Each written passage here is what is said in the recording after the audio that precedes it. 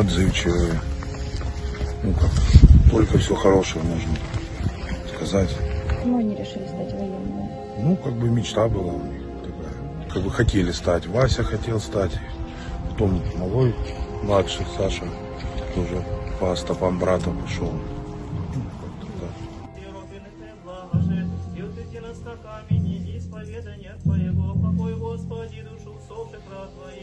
Мы с вами должны понимать, что офицер после того, как принял присягу, любой военнослужащий должен быть готов отдать свою жизнь, если этого Родина потребует.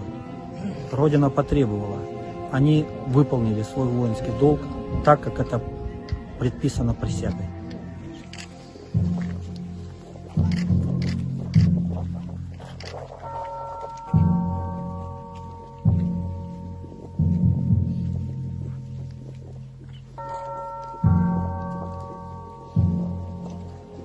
Я, как руководитель боевого братства Кубани, хочу сказать, что мы сделаем все, чтобы память об этих людях, которые погибли, жила вечно.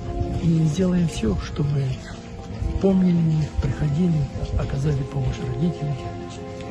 И я думаю, что герои этого заслужили. И они сделали правильное дело. Они защитили нашу Родину, именно Россию.